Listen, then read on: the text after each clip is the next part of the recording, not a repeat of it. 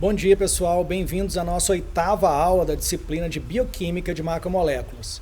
E hoje a gente vai estudar o mecanismo de tradução do RNA nas proteínas. Bom, antes de tudo, eu queria mostrar esse esquema aqui para vocês que eu já mostrei na aula. O DNA, ele se replica, tá? E a gente teve a aula de replicação, que foi a nossa 6ª aula. Depois, o DNA, ele é transcrito num RNA chamado transcrito primário, que a gente viu na nossa aula de transcrição, que foi a nossa aula número 7. E também, depois desse transcrito primário, que é chamado de pré-RNA mensageiro, o RNA é processado para fazer um RNA maduro. E esse RNA maduro é o que vai sair da célula, do núcleo da célula, sair do núcleo para ir para o citoplasma, para ser traduzido em proteínas. Tá? Os alunos muitas vezes confundem o processo de transcrição com tradução, com a replicação.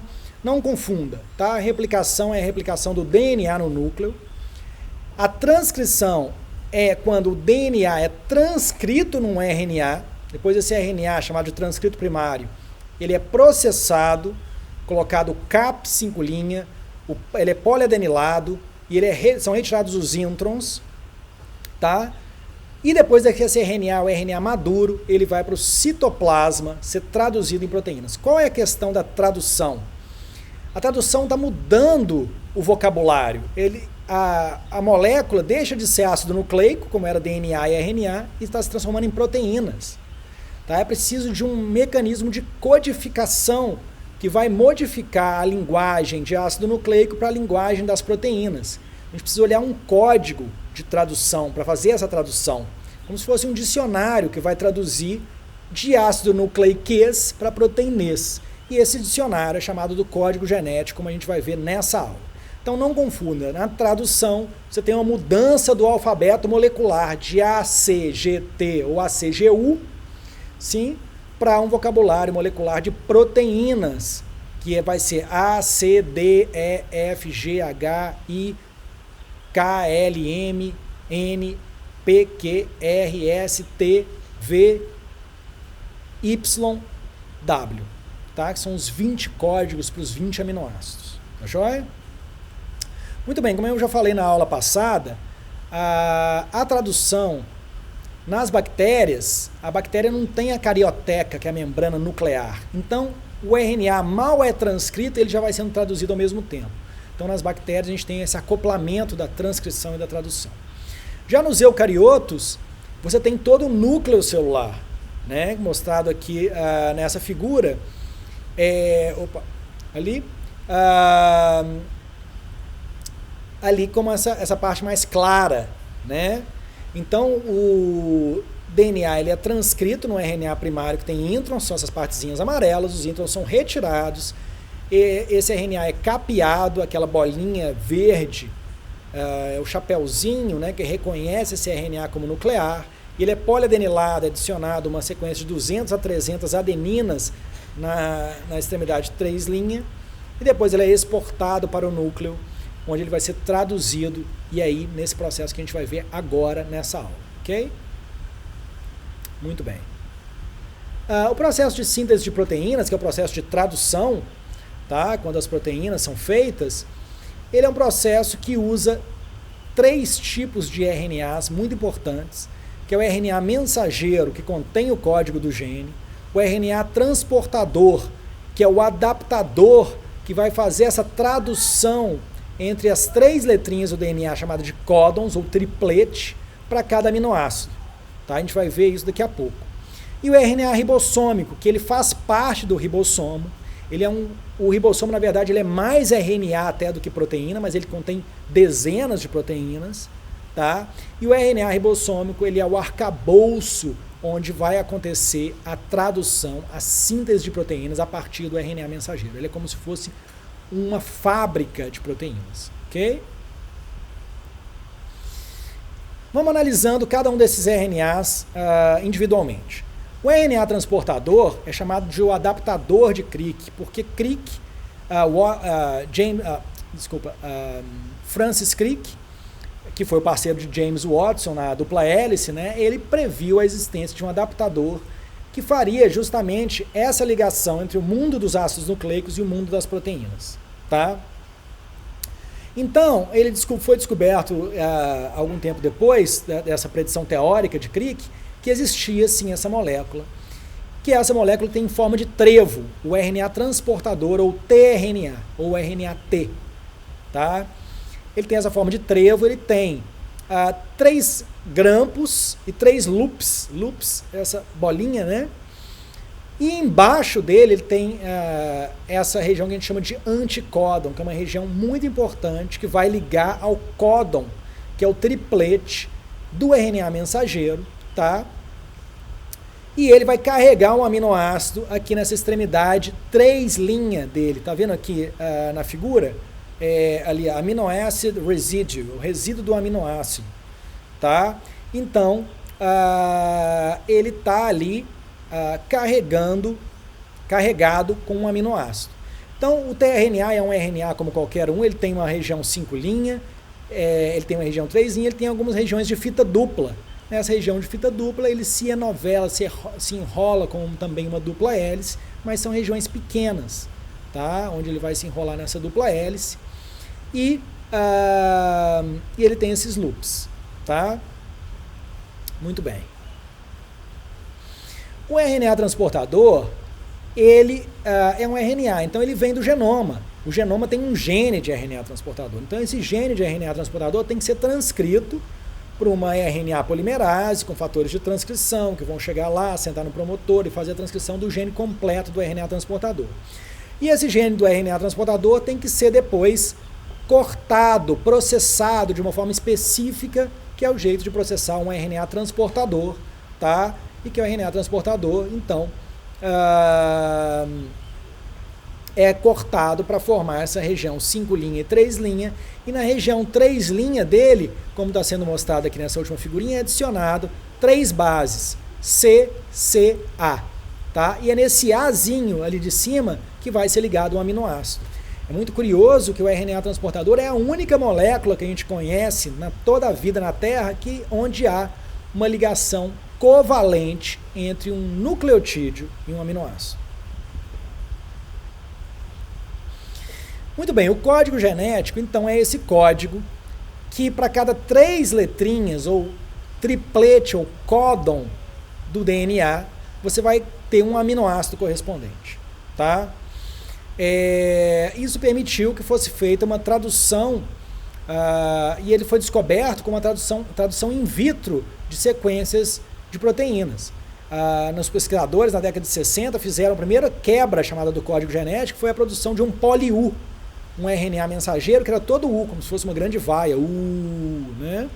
Mas essa grande vaia foi incrível para a ciência, porque a gente descobriu que esse poli-U era responsável por fazer um polifenilalanina, que ele está vendo ali na primeiro aminoácido que está mostrando ali, U é fenilalanina. Então isso gerou uma proteína que era uma polifenilalanina. Então foi a primeira quebra do código genético, foi a descoberta de que o UUU correspondia à fenilalanina. E todos as relações entre códons e aminoácidos foram descobertas de forma experimental, através de experimentos que foram realizados. Tá? Muito bem. Bom, pelo fato de que a gente tem 3 nucleotídeos que são os códons, né? Aqui nesse primeiro nucleotídeo você tem 4 posições possíveis, ACGOU, aqui também ACGOU e aqui também ACGOU. Se você multiplicar 4 vezes 4 posições possíveis aqui, 4 posições possíveis aqui, 4 posições possíveis aqui, 4 vezes 4 vezes 4, são 64 códons que existem. 64 tripletes diferentes de RNA, tá? E esses 64 tripletes produzem 20 aminoácidos, tá? Isso significa que alguns aminoácidos são produzidos por vários tripletes, né?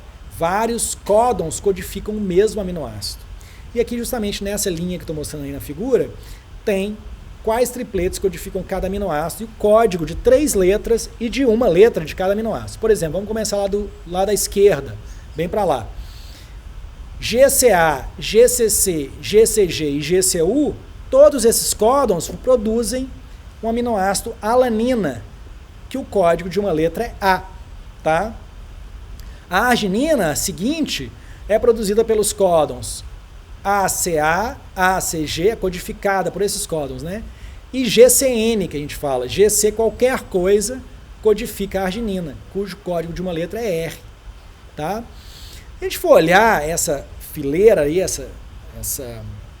todo esse código, a gente vai ver que só 2 aminoácidos são codificados por um códon, que é a metionina, ali, o M, A, o G, e o triptofano, que é o UGG. Todos os outros aminoácidos são codificados por 2, 3, 4 ou 6 códons, tá? E aí a gente chama os aminoácidos de monocodônicos, dicodônicos, tricodônicos, tetracodônicos ou hexacodônicos. Não tem nenhum que é pentacodônico, tá? Por que é assim, professor? Não sei, é observado. A gente observou os animais, estudou eles e viu que era assim, tá? E além disso, a gente tem 3 códons que estão lá no finalzinho, aqui em cima, que são escritos stop, que são os códons de parada, que são o AA, o AG e o GA. Esses códons não têm nenhum aminoácido atribuído a eles, e quando eles chegam no RNA mensageiro, significa que a proteína está pronta, que acabou e que todo o complexo de síntese de proteínas pode ser desmontado e a proteína está pronta para o uso, tá? A gente falava sobre o Gamov. Gamov, ele foi um dos caras que descobriu as relações entre A, C, G e T, e ele que propôs pela primeira vez que os códons deveriam ter 3 letras. A gente não assim, a gente já sabia que os organismos vivos usam 20 tipos de aminoácidos diferentes. E aí ele pensou, olha, se fosse só uma letra, a codificação só poderia ser de 4 aminoácidos. A seria um aminoácido, C seria outro aminoácido, G seria outro aminoácido e U seria outro aminoácido. Se fosse 2 letras, você só poderia codificar 4 vezes 4, 16 aminoácidos, tá? Então ele propôs, olha, provavelmente, na minha teoria que eu estou propondo aqui, antes da experimentação ser feita, eu acredito que os códons, que os aminoácidos vão ser codificados por 3 letras de DNA. Porque 3 letras dão 64 possibilidades, e são 20 aminoácidos.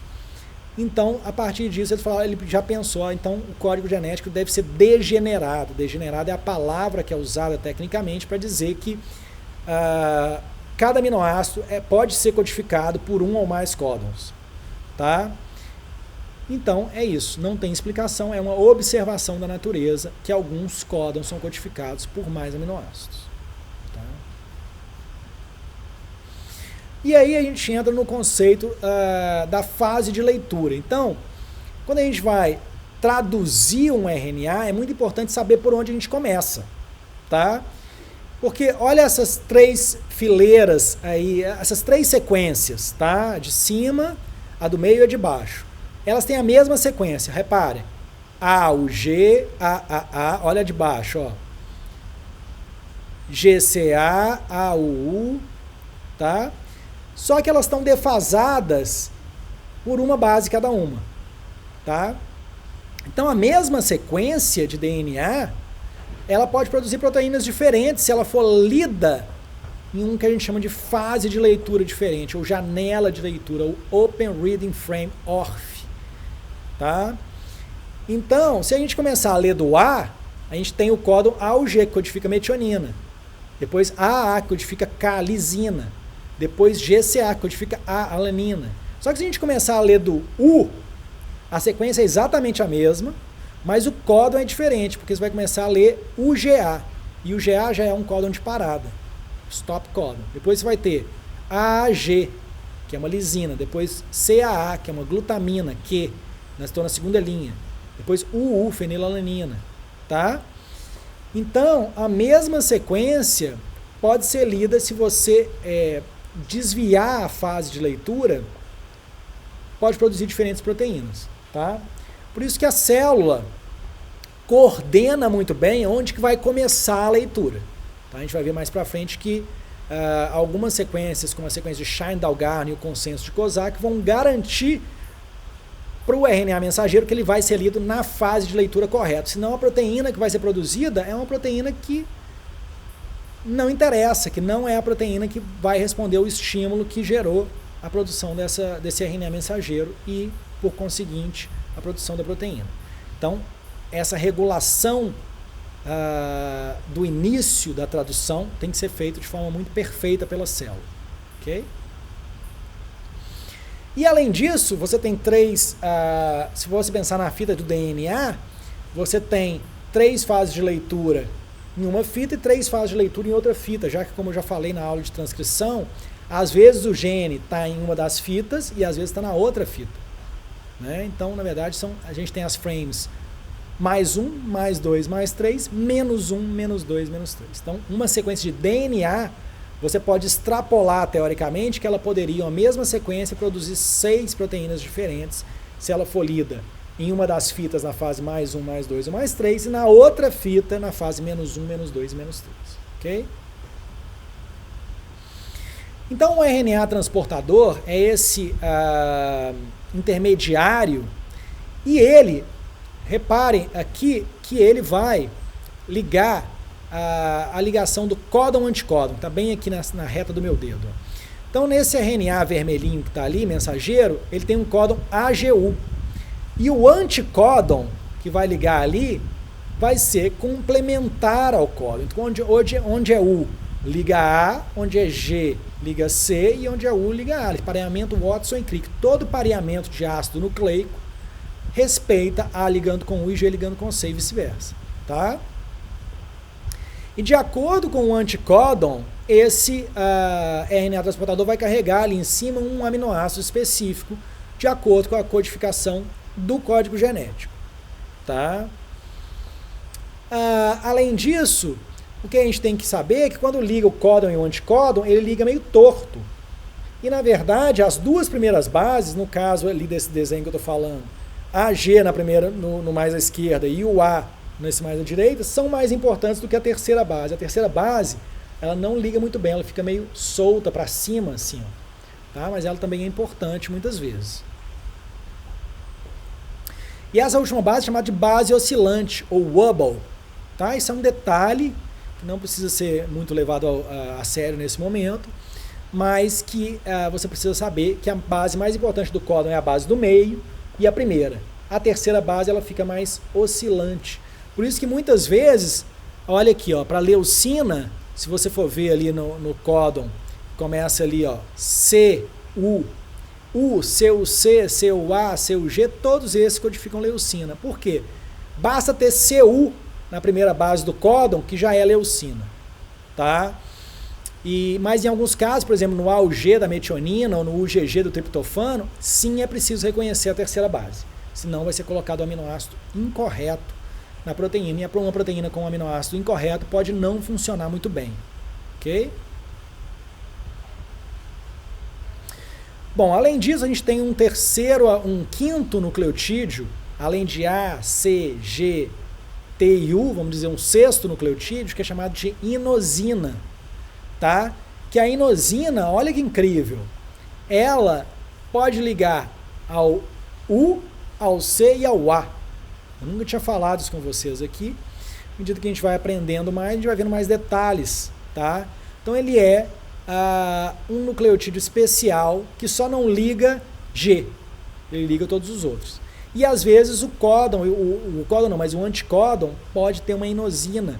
E o tRNA ele tem também nucleotídeos modificados, que não são A, não são G, não são não são U e não são G. Tá? Então ele pode ter uma 3-metilcitidina, pode ter uma lisidina, pode ter outros nucleotídeos modificados, tá? Só para você sair desse dogma que só existe ACGU ou ACGT no DNA, ACGU no RNA, não. Existem outros tipos de nucleotídeos e o tRNA muitas vezes usa esses nucleotídeos modificados. Para que serve? Não sei para que serve. Sei que existe, que é assim que foi observado. Ok? Agora, a pergunta que não quer calar em todo esse mecanismo de tradução é como é que o tRNA sabe qual aminoácido que ele tem que ligar.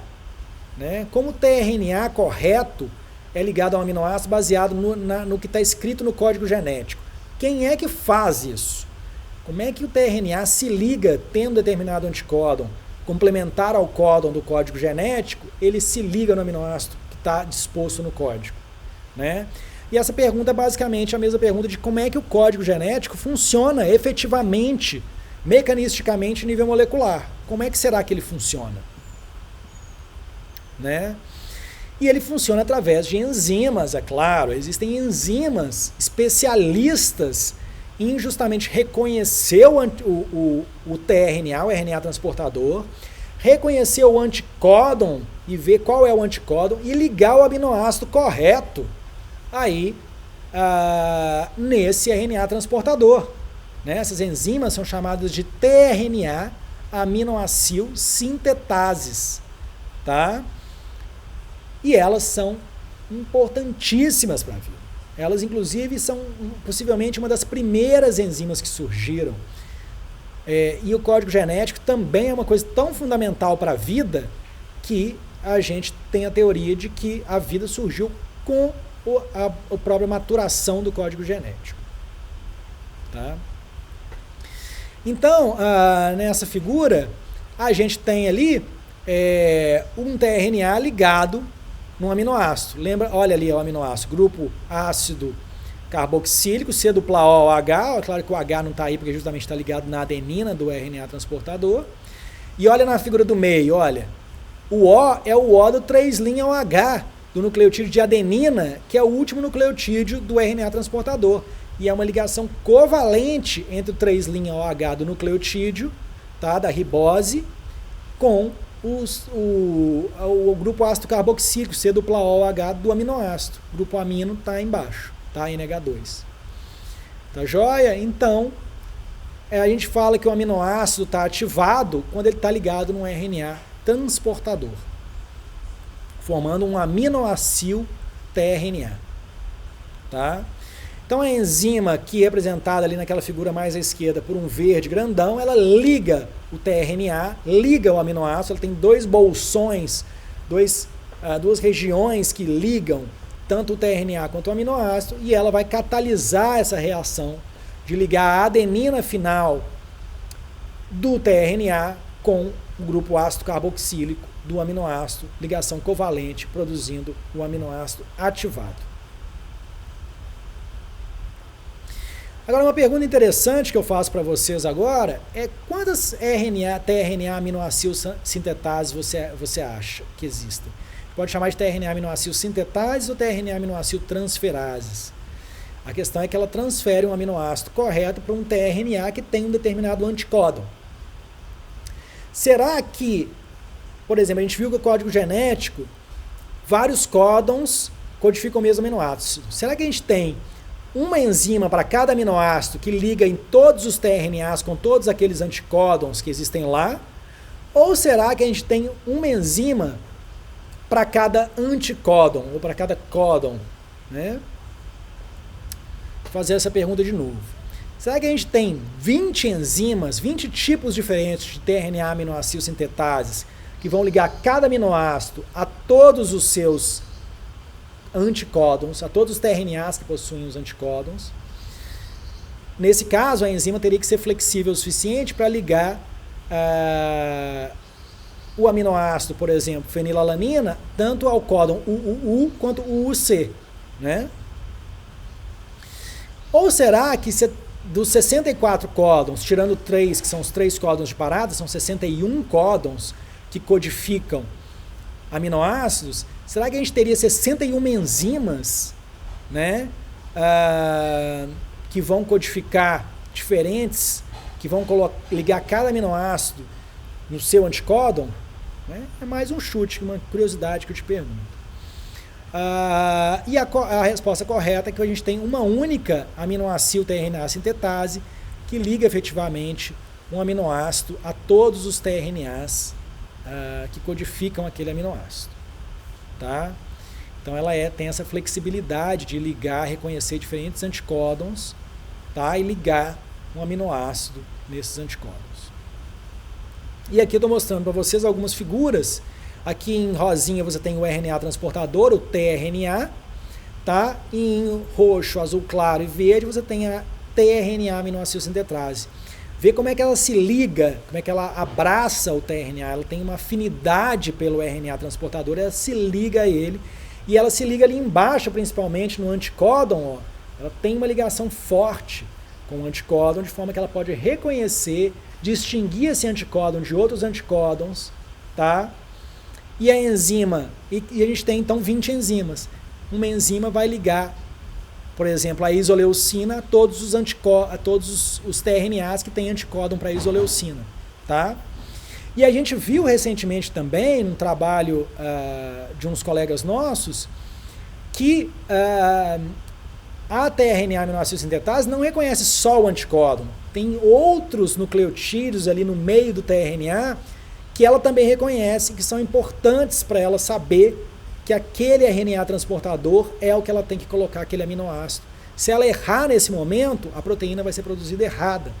Tá? Então é muito importante que o RNA transportador seja carregado com o aminoácido correto. E por isso você tem uma série de controles de forma de controlar essa tradução. A primeira forma de controlar é que a atividade da tRNA aminoácido sintetase ela é muito maior pelo tRNA disposto no código genético, né, pelo tRNA que tem um anticódon correto para ligar aquele aminoácido, do que pelos outros tRNAs.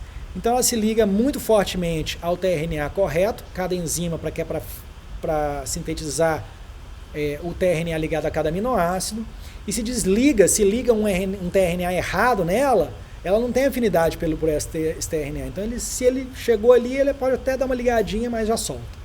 Tá? Então, o primeiro controle da tradução é o fato de que a tRNA aminoácido sintetase se liga com muita afinidade ao tRNA que está disposto no código genético. Okay? Uma segunda etapa no controle da tradução é a ligação do aminoácido correto ali na enzima, tá? O aminoácido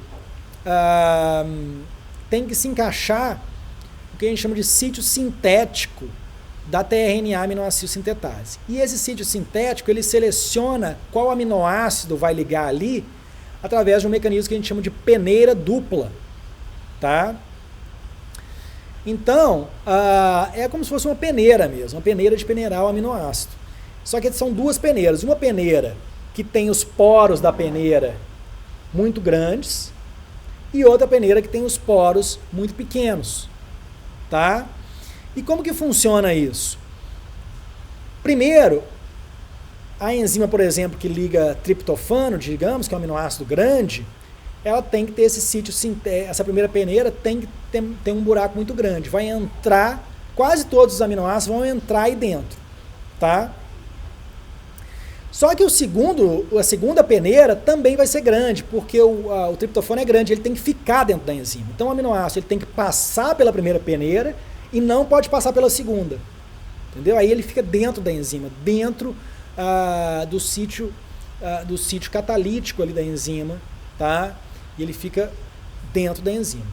Então, se é um aminoácido grande, tem que ter primeiro uma peneira com os buracos grandes para o aminoácido entrar e depois uma segunda peneira com um buraco também grande para que os outros aminoácidos que não são tão grandes quanto a triptofano, por exemplo, saiam. Tá? Então são duas peneiras. Primeira peneira, o aminoácido correto tem que entrar, então ela tem que ser grande o suficiente. Na segunda, o aminoácido correto não pode sair. Tá? No caso da glicina, que é o menor aminoácido, é o contrário. A primeira peneira já tem uma trama de rede, é o tamanho que cabe ali, já não consegue entrar um aminoácido grande, já entra um aminoácido ou pequeno ou médio, tá? Na verdade não, o primeiro já tem que ser muito pequeno, para entrar só glicina, no caso da glicina, que é o menor aminoácido. Então só a glicina que vai entrar nesse primeiro e ela tem que ficar lá dentro, porque ela também não pode sair no segundo. Tá?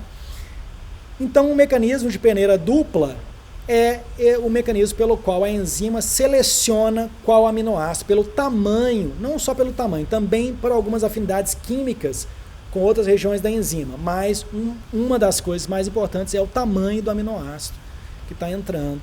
Tá? Então o aminoácido tem que entrar na primeira peneira e não pode sair na segunda. Tem que ficar na enzima para ele ser ligado no RNA transportador. É o segundo mecanismo de controle. E o terceiro mecanismo, na verdade, eu chamei aqui de descontrole, é que eu estou querendo explicar para vocês que acontece o seguinte. Quando a gente tem um RNA transportador carregado com um aminoácido, digamos cisteína, e aqui os cientistas fizeram uma, entre aspas, maldade, só para testar o que acontece, né? Mudaram quimicamente o aminoácido que já estava carregado no RNA transportador. Tá? Então eles mudaram essa cisteína, olhem ali, por alanina, dessulfuraram, fizeram uma dessulfuração que tirou aquele SH ali de cima da cisteína e transformou ela numa alanina. E aí os cientistas foram ver, será que esse tRNA vai entrar lá nos genes e vai levar o aminoácido incorreto, alanina, para aquele gene? E eles viram que sim. Significa que se o primeiro mecanismo e o segundo mecanismo falharem e o aminoácido for colocado no tRNA diferente daquele disposto no código genético, nada mais pode salvar. A proteína vai ser produzida incorretamente com o aminoácido incorreto. Tá? Então o controle é feito apenas no momento da aminoacilação do tRNA. É a tRNA aminoacil sintetase que é a responsável por fazer esse controle. Depois disso, se tiver o aminoácido incorreto ligado no tRNA, ele vai levar o aminoácido incorreto e a proteína vai ser feita de forma incorreta, tá? Que pode causar problemas, obviamente. Tá? E o código genético, gente, ele é conservado, ele é absolutamente muito parecido, quase o mesmo entre todos os organismos. Tá? Existem 20 códigos genéticos diferentes, mas eles são diferentes em detalhes. Tá? Alguns têm 3 códons de parada, outros têm 2. A metionina às vezes é codificada por 2 códons, assim como o triptofano em vez de 1, tá? Mas são pouquíssimas diferenças. O código genético é altamente conservado e muito parecido entre todos os organismos vivos. De forma que você pode, então, justamente pegar um gene humano e colocar numa bactéria que ela possivelmente vai gerar a mesma proteína, porque o código genético dela é muito parecido, tá? Com o nosso e às vezes idêntico, tá? Isso significa que ele é uma maquinaria altamente complexa, altamente eficiente, que foi selecionada pela seleção natural para funcionar perfeitamente aí nas nossas células. E ele funciona muito bem, por isso ele foi mantido, está congelado, ele é o mesmo em praticamente todos os organismos. Ok? Bom, falar um pouco agora sobre os ribossomos. Os ribossomos são essa máquina molecular onde acontece a tradução, a síntese de proteína. Tá? E os ribossomos são complexos ribonucleoproteicos. O que é isso? Eles são um complexo de proteínas que estão ligadas a RNAs. E além disso, o ribossomo tem 2 subunidades. A subunidade menor, pequena, e a subunidade maior, grande, que vai em cima da menor. Em geral a gente representa assim. Tá? Então, ele é um complexo ribonucleoproteico que tem pelo menos 3 moléculas de RNA, um RNA 23S, que é esse que está mostrando ali no meio, o RNA 16S e o RNA 5S, que é pequenininho. Tá? Esse S é uma medida de peso do RNA. O maior é o 23S, o segundo maior é o 16S e o 5S. Na subunidade maior você tem o 23S e o 5S, na menor você tem o 16S. Tá?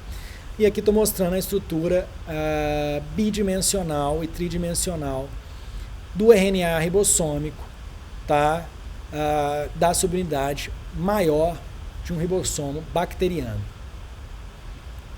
E aqui o ribossomo de Escherichia coli, né, que é a bactéria, Aqui nesse que está mais pertinho de mim, você vê essa parte toda azul, que são os RNAs, tá? E essa parte mais roxinha são as proteínas. E essa parte cinza, a parte cinza aqui que está perto de mim é a subunidade maior, a parte azul é a subunidade menor, que está um pouco mais para lá.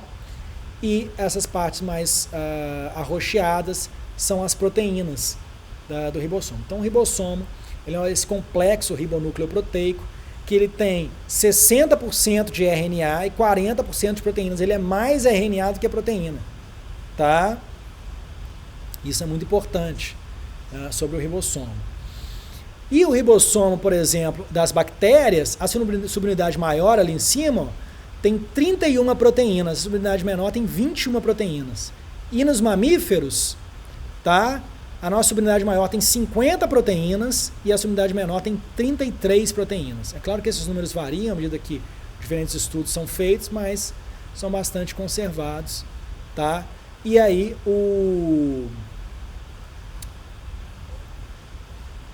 a subunidade maior também tem, no caso dos mamíferos, tem inclusive 3 RNAs diferentes, 28S, 5.8S, 5S, e nas bactérias tem o 16S, que na verdade é 18S nos eucariotos e nos mamíferos, tá? E 16S nas bactérias, 23S e 5S nos procariotos, ok? Então, o ribossomo são muitas proteínas que estão ligadas em alguns RNAs, tá? E o ribossomo, então, ele vai se ligar, primeiro a subunidade menor dele se liga ao RNA mensageiro, tá? Aqui formando aqui perto de mim ali, né, naquela primeira que está chegando 2 setinhas, a gente chama o complexo de iniciação da tradução. Depois chega a subunidade maior dele, vai fazer o alongamento ou elongação da tradução, e quando chega o stop codon, códon de parada, a terminação da tradução. E o ribossomo ele é reciclado, ele depois separado, ele pode ser usado de novo para traduzir outra proteína, tá? O RNA, como a gente vê na outra figura lá, ele não é reciclado, tá? Você faz algumas proteínas com o mesmo RNA, mas o RNA então é degradado e depois tem que ser produzido um outro RNA, caso esse gene ainda seja necessário, tá? É muito importante entender que na subunidade maior do ribossomo, você tem 3 lugares importantes onde acontece essa tradução. É o chamado sítio A, o sítio aminoacil, o sítio P, que é chamado sítio peptidil, e o sítio E, que é o chamado sítio de liberação. Tá? A gente vai entender aos poucos como é que esses pequenos pedaços de ribossomo são importantes na hora que a tradução é feita. Lembrando aqui também, que a gente viu na aula passada, que o RNA das bactérias pode ser policistônico, pode ser um operon. Você pode ter vários genes controlados por um só promotor e, nesse caso, o ribossomo faz uma proteína e pode continuar no RNA, faz a outra proteína, continua e faz a terceira proteína, ou a quarta ou a quinta. Tá? Então, nas bactérias, um só RNA pode ter vários genes dentro dele e pode produzir várias proteínas, ok? Já nos eucariotos, não. Cada RNA diferente tem só um gene e vai produzir só uma proteína. Mas é claro que nesse mesmo RNA podem ser ligados vários ribossomos e ser produzidos várias proteínas num mesmo RNA, mas só uma nos eucariotos. Nos procariotos, nas bactérias, você pode ter várias proteínas produzidas pela leitura de um só RNA, que é policistônico, então tem vários genes, ok? Lembrando aqui do caso do operon LAC e do operon triptofano. Então, para a tradução começar, é preciso, primeira coisa, ligar o RNA, a subunidade menor do ribossomo tem que ligar no RNA mensageiro, tá? E essa parte menor do ribossomo é ela que vai definir aquela fase de leitura, vai colocar o aminoácido correto para ser lido no início. Se ele erra essa parte, ele vai ler a proteína toda defasada, na fase mais 2 ou mais 3, que não é a fase correta de leitura. Tá? Então é muito importante que o RNA ribossômico que forma a subunidade menor do ribossomo, que ele leia corretamente. Que ele leia corretamente aí o RNA e que coloque na fase correta, tá? E aí esse RNA, o RNA 16S que está na subunidade menor do ribossomo, aqui está mostrando, ó, nessa figura ali, ó, em cima, a parte final, 3' do RNA ribossômico 16S, tá? E essa parte final, ela faz uma ligação, Watson e Crick, com o RNA mensageiro para definir qual vai ser o primeiro códon, que em geral é a metionina, é AUG, aquele vermelhinho que está ali, AUG, para posicionar o EUG para começar corretamente, tá? E nos eucariotos, então nos procariotos tem essa região chamada Shine-Dalgarno, que é essa região que está no RNA mensageiro, mas antes do AUG inicial, tá? E que tem que ser reconhecida para o AUG inicial estar bem posicionado. E nos eucariotos, você tem uma região também chamada consenso de Kozak. Todos esses nomes são dos pesquisadores que descobriram a região, né? E essa região do consenso de Kozak contém o AUG inicial, que contém o códon para fazer a metionina inicial, ok? Então é muito importante, senão o RNA é lido fora da fase de leitura e a proteína produzida vai ser diferente da proteína desejada. Então ali está mostrando nessa figura ali o códon de começo, é AUG em quase todos, né? GUG em algumas bactérias codifica metionina também, então a metionina é o códon inicial. E aqui, mais para lá, está mostrando exatamente o sítio onde o RNA ribossômico do ribossomo da subunidade menor do ribossomo vai se ligar para conseguir colocar o AUG como sendo o códon de início, ok? E aí o início da tradução se dá pela ligação do RNA mensageiro com a subunidade menor do ribossomo e alguns fatores de iniciação da tradução, que são proteínas que se ligam e que vão ajudar o processo todo a acontecer, fosforilar e realizar outras atividades importantes ali naquela região, tá? E principalmente o fator de iniciação da tradução 1 e o fator de iniciação da tradução número 3, eles são importantes aí para ligar. E o primeiro RNA transportador, ele é ligado antes da ligação da subunidade maior do ribossomo. Tá? O primeiro RNA transportador, que é o RNA transportador que vai carregar justamente o aminoácido metionina, que é quase sempre o primeiro aminoácido de todas as proteínas, tá? O AUG é o códon de início, o start códon, ele chega antes da subunidade maior também, tá joia? E aí, finalmente, depois que esse complexo de iniciação tá montado, aí sim chega a subunidade maior do ribossomo para começar a tradução efetivamente, tá? E aí aqui eu estou mostrando para você nas figuras os 3 sítios do ribossomo. Os 3 sítios, o primeiro sítio mais perto de mim é o sítio A. Vamos começar na figura lá de cima. Sítio A, o do meio, sítio P e o último, sítio E. Tá? O sítio A, gente, é o sítio onde vai chegar... Esses 3 sítios, para começar, são sítios que cabem RNAs transportadores. Então, são como grandes bolsões no ribossomo, onde vão se ligar e se encaixar os RNAs transportadores que vão trazer os aminoácidos para a proteína.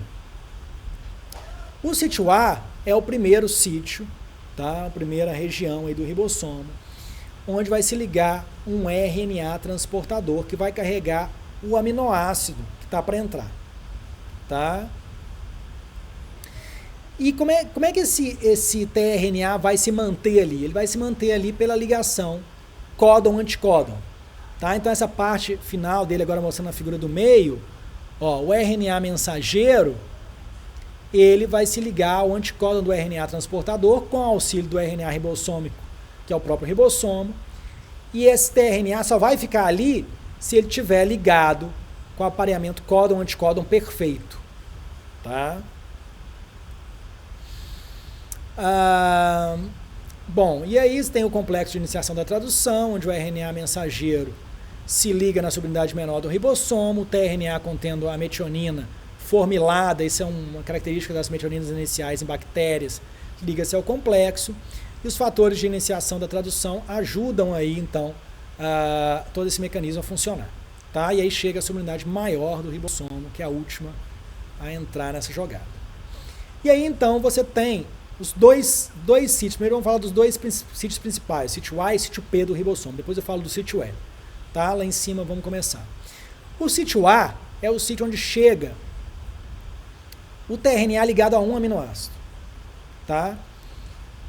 E depois vai chegar esse aminoácido, ele vai mudar para o sítio P na hora que ele for ligado no outro aminoácido que está no outro tRNA. Então são dois sítios de tRNA.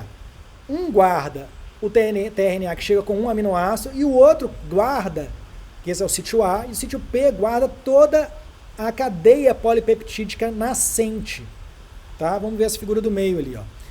Tá vendo? Esse mais perto de mim ali, mas mais à esquerda, que tem uma bolinha só, um aminoácido só, ele está no sítio A, que é o sítio aminoacil. E o outro que carrega várias bolinhas, que já ligou vários aminoácidos, ele está no sítio P, peptidil. Tá? O que acontece? Vai sendo lido cada códon e cada anticódon e vai sendo ligado o peptídeo nascente a esse tRNA que tem o aminoácido que está chegando. Tá? Vamos ver aqui essa animação, que é essa que vai te permitir entender melhor o que está acontecendo. Tá? Então, primeira coisa, o ribossomo liga no RNA mensageiro. Tá? Aqui o ribossomo eu desenhei ele pequenininho, só para título de ilustração. Não fui eu que desenhei, não. Na verdade, eu peguei isso da internet de outro autor. Tá? Agradeço o autor, não sei quem é. E ali chega o primeiro aminoácido, o primeiro tRNA, ele é ligado direto no sítio P. Tá? E aí vai chegar o próximo RNA transportador no sítio A. E aí o que acontece? Esses dois aminoácidos lá em cima vão ser ligados entre si. Ó. Vai ligar os dois aminoácidos. Vai começar a fazer a proteína, ou seja, o ribossomo vai andar no RNA mensageiro de 3 em 3, tá? E para cada códon que ele for lendo, vai chegar o RNA transportador que carrega o aminoácido codificado por esse códon, e esse aminoácido vai ser ligado na cadeia polipeptídica nascente, ok? Vamos lá. Então vai ligar. Ligou. Na hora que liga, o que acontece? Esse tRNA que estava no sítio P vai para o sítio E, e o que estava no sítio A vai para o sítio P. E o sítio A fica livre. E aí fica livre, o ribossomo anda, né, e vai chegar mais um tRNA que chega no sítio A. Então esse que está chegando está no sítio A, o outro que carrega já dois aminoácidos, no caso, está no sítio P. Eles vão se ligar. Na hora que eles se ligam, acontece o movimento do ribossomo. Esse que estava lá foi para o sítio E e saiu. E vai chegar mais um no sítio A. Tá? Então, depois eu também tenho uma animação mais clara para você entender isso. Mas como é que funciona? Então tem os três sítios, A, P e E. Tá? No sítio A vai chegar o tRNA que tem um aminoácido. Tá? Lembrando que a ligação anticódon ali embaixo dele é o que define se ele é o correto para chegar ali. Tá? O que vai acontecer? A cadeia polipeptídica nascente, que está ali, 1, 2, 3, vai ligar no 4, para colocar mais um aminoácido na proteína. Tá? Então faz uma ligação covalente. Essa ligação covalente é catalisada pelo RNA ribossômico, 23S no caso das bactérias e 28S. É uma ribosima que faz essa ligação. Tá? Na hora que liga o aminoácido 3 ao aminoácido 4, o ribossomo anda. Repare na figura do meio aqui, ó, que ele andou. E o sítio A ficou livre. Tá? O sítio A ficou livre, depois vai andar também a subunidade menor. O tRNA que estava carregando o polipeptídeo, estava no sítio P, agora passou para o sítio E, número 3 ali. E ele vai ser liberado. E o sítio A ficou livre para entrar outro tRNA carregando o aminoácido. Tá? E aí os aminoácidos vão sendo ligados entre si, desde o chamado N-terminal, ali aqui veja aqui, ó, N-terminal até o C-terminal, que está nessa parte mais próxima de mim aqui, que é o CO menos livre. Tá? Então vai juntando aminoácido por aminoácido através da leitura do RNA mensageiro, a leitura do códon. Tá? Muito bem. Então aí o sítio A e o sítio P mostrando como é que é feita a ligação dos dois aminoácidos. Esse é catalisado justamente por esse RNA ribossômico. E na hora que o sítio A, que o tRNA que traz o aminoácido livre, recebe a cadeia polipeptídica, ele já passa imediatamente para ser sítio P e liberar o sítio A para entrar outro. Né? Então aqui de novo, mostrando ali em cima, sítio A e sítio P, tá? Chega um tRNA com um aminoácido, depois a cadeia polipeptídica que está no sítio P liga nesse tRNA com esse aminoácido, libera o sítio A para entrar outro, tá? E assim vai até que seja lido um códon de parada. Mais uma vez ali, ó, a gente tinha ido até o 4, né? Vamos continuar. E depois vai chegar o 5. O sítio A ficou livre ali embaixo, aqui no passo 3. E depois chegou mais um tRNA, né? Que tem o pareamento códon-anticódon, ligou no sítio A. E depois, de novo, a cadeia polipeptídica ligou nele. Ele imediatamente passou do sítio A para o sítio P. O que ficou vazio passou para o sítio E, vai ser liberado, e o sítio A está livre para entrar o próximo tRNA carregando um anticódon complementar ao códon.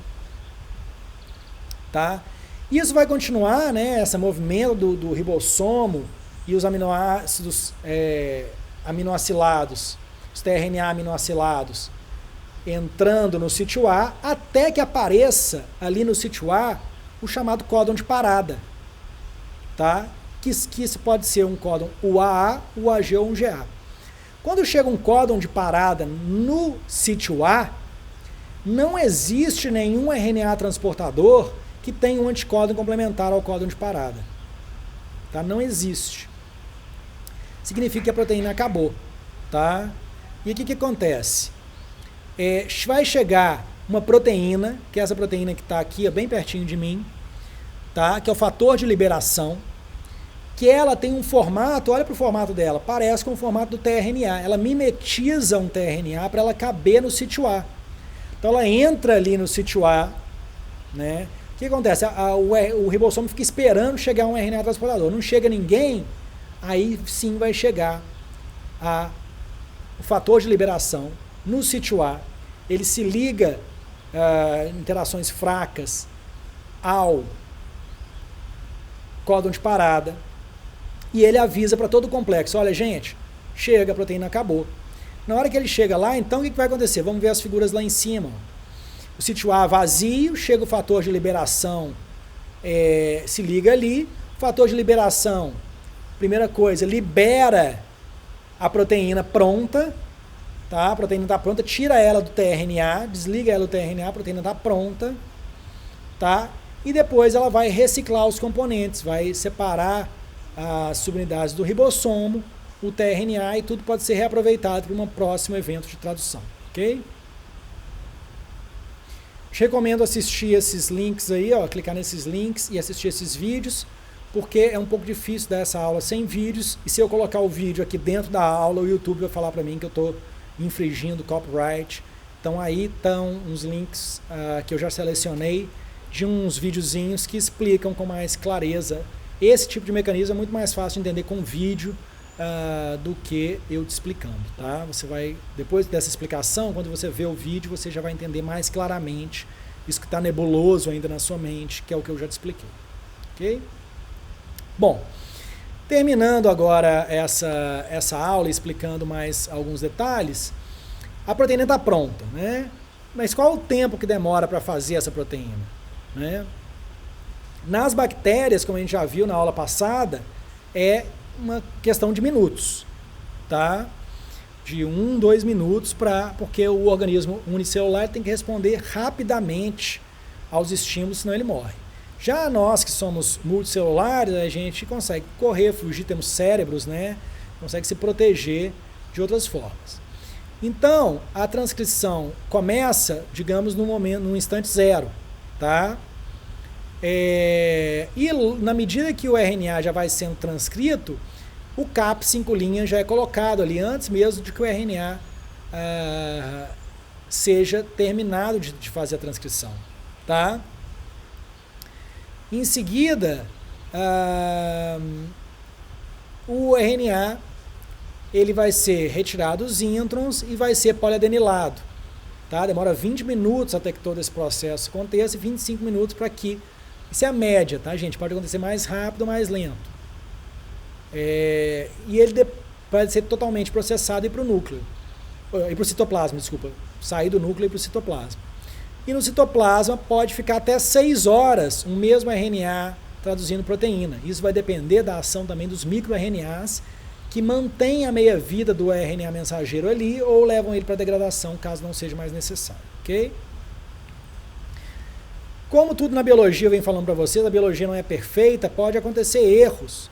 Quais são os erros que podem acontecer? Tá? Primeiro, a RNA polimerase pode colocar uma base incorreta. Depois, o ribossomo ele vai andando de 3 em 3 ali, né, no RNA mensageiro. Às vezes ele anda 4. A gente chama de frame shift, ou alteração do frame de leitura, alteração da fase de leitura. Nesse caso, a proteína vai sair de fase, aquela fase de leitura não vai ser mais respeitada.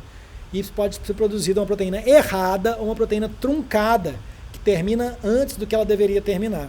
Acontece também, tá? Depois, a tRNA aminoácido sintetase também às vezes coloca o aminoácido incorreto. É pouco comum? Mas acontece. Então, às vezes, o aminoácido incorreto pode ser colocado numa proteína, tá? E muitas vezes o tRNA incorreto, o aparelhamento códon-anticódon ali não é verificado com tanta precisão e o próprio tRNA incorreto também pode ser aceito pelo ribossomo na hora de fazer a tradução, ok? E aí a proteína vai ser produzida incorretamente, o que pode causar um dano metabólico para esse organismo. Então o frame shift é essa alteração da fase de leitura, quando o ribossomo ele acha que ele vai ler 3, de repente ele lê 4. Tá? Acontece, ele erra às vezes ele se engana. Tá? E ele pode tanto ultrapassar um códon de terminação, que seria para terminar a proteína mais cedo, e ele ultrapassa porque ele está numa outra fase de leitura, ou pode ser produzido uma proteína truncada, que o códon de terminação chega antes. Né? Vai depender do código da enzima. Tá? Mas é pouco comum, acontece aquele negócio. É raro, mas acontece muito, né? Bom, considerando que muitas proteínas são produzidas, acontece, mas acontece numa pequena porcentagem. Depois que a proteína está produzida, o que acontece com a proteína? A proteína tem que se enovelar, ela tem que chegar numa estrutura tridimensional tal no espaço, que ela vai poder atuar de acordo com o modelo chave-fechadura ou o modelo encaixe induzido, que é o modelo mais correto. Né? Agora, muitas proteínas não conseguem se enovelar, se dobrar no espaço sozinhas. E elas precisam dessas enzimas, proteínas babás, que são chamadas de chaperonas. E a célula tem alguns complexos, a célula eucariótica, alguns complexos, como o complexo GROEL, que é um complexo de chaperonas, que vão ajudar a proteína a se dobrar da forma correta para ela alcançar a estrutura que ela precisa, tá? Para funcionar bem. Então é isso, algumas proteínas conseguem se enovelar sozinhas, não precisam de chaperonas, agora outras proteínas precisam sim da ajuda de algumas proteínas chaperonas para se dobrar na forma correta. Tá? E uma das coisas que as chaperonas podem fazer são as pontes de sulfito, que é a ligação entre cisteínas. Tá? Então, às vezes, algumas modificações pós-traducionais podem acontecer, podem ser necessárias para algumas proteínas para que elas funcionem bem. E uma das modificações bastante comuns é essa chamada ponte de sulfito, que acontece entre duas cisteínas. As cisteínas são aminoácidos que contêm enxofre, S, e você pode fazer uma ponte enxofre-enxofre para permitir que aminoácidos, resíduos de aminoácidos que estão distantes na cadeia primária, é a ordem dos aminoácidos, eles se tornem mais próximos na cadeia terciária, na estrutura, tá? E as chaperonas ajudam a que esse tipo de coisa aconteça e a proteína se enovele, tá? De uma forma correta, se dobre de uma forma correta e possa funcionar corretamente na estrutura tridimensional dela.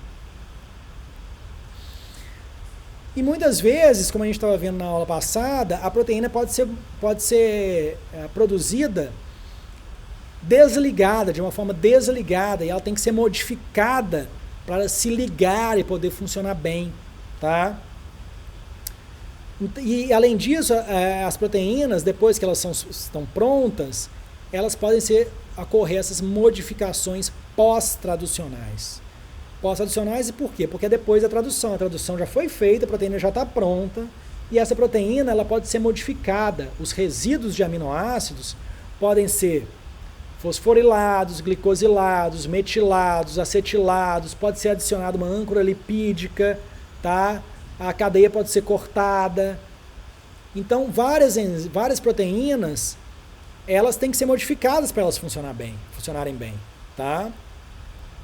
E algumas proteínas, elas têm que ser fosforiladas e defosforiladas à medida que elas são necessárias, como se tivesse um liga-desliga na proteína. Tá? E a célula sabe como organizar isso e ela sabe como coordenar essas modificações para que elas aconteçam de forma correta e organizada, para que haja uma regulação da função proteica em tempo real, à medida da necessidade da célula dessa proteína, ou a necessidade que ela tem de que a proteína funcione de uma determinada forma e não de outra. Tá? Então as proteínas são modificadas e existem proteínas que modificam outras proteínas.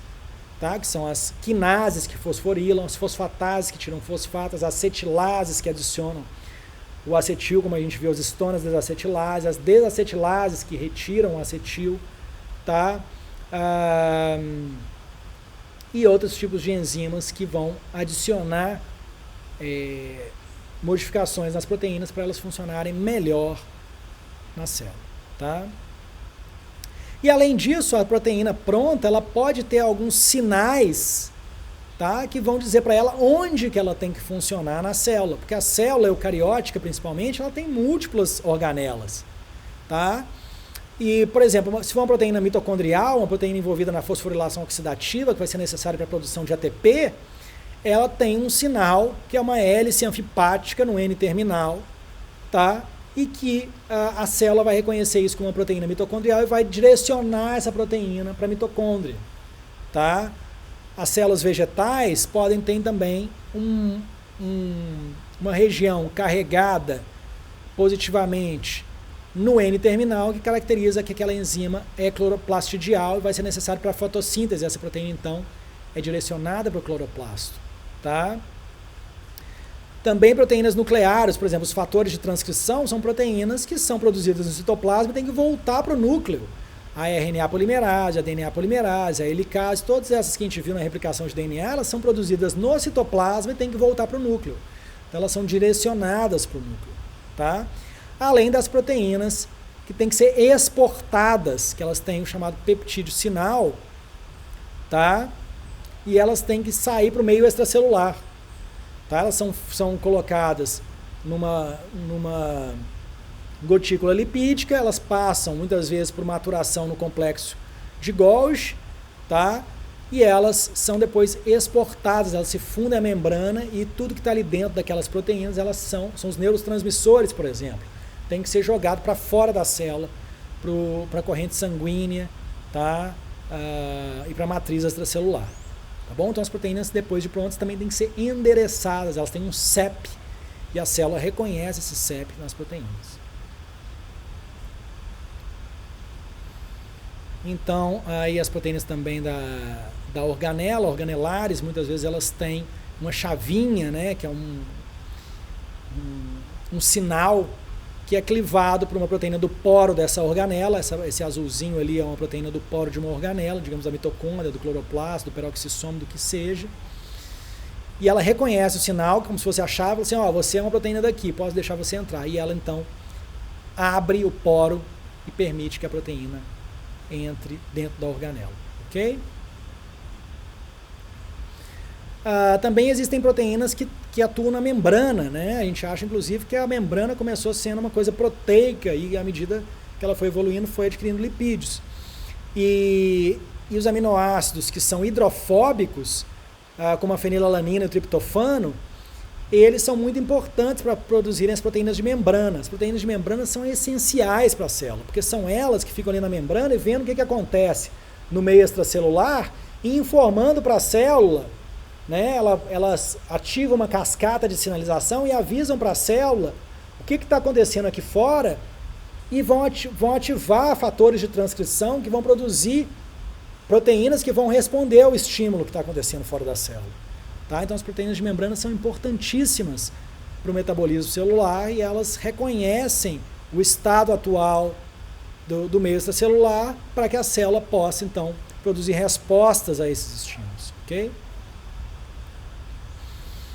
E a gente conhece também, agora já falando de inibidores da síntese proteica, alguns antibióticos ou moléculas farmacológicas que inibem a síntese de proteínas. Por exemplo, o antibiótico tetraciclina e o cloranfenicol, eles atuam diretamente nos ribossomos, tá, das bactérias, impedindo que as bactérias produzam proteínas. Se as bactérias não produzem proteínas, elas morrem, né? Então, é muito importante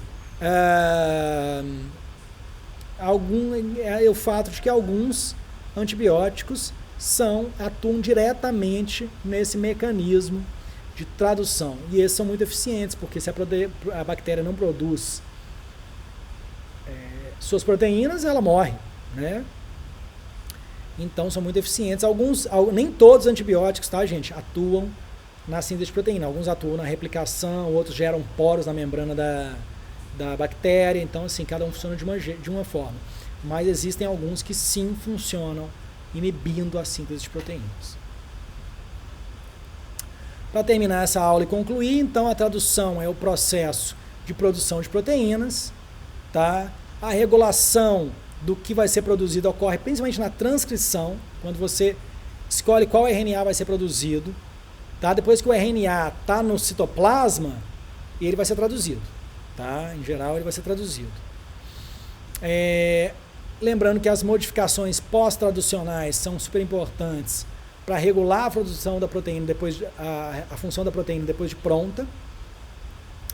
Diferentes tipos de RNAs atuam no processo, RNA mensageiro, transportador e ribossômico principalmente. MicroRNAs também atuam para manutenção do RNA mensageiro ou para destruição do RNA mensageiro. Tá? Atuam regulando os microRNAs a meia-vida do RNA mensageiro, muitos deles. Tá? A tRNA-aminoácido sintetase ou tRNA-aminoácido transferase é a proteína responsável pelo código genético. É ela que liga o RNA transportador, liga o aminoácido e carrega o RNA transportador com o aminoácido correto. Tá? A última molécula a se juntar ao complexo de iniciação da tradução é a subunidade maior. Primeiro a subunidade menor, que se liga ao RNA mensageiro. Depois se ligam os fatores de iniciação da tradução IF1 e IF3 em bactéria. E aí liga o primeiro tRNA carregando a formilmetionina, que vai ficar no sítio P. O primeiro tRNA carregando um aminoácido está no sítio P. É a única vez que você tem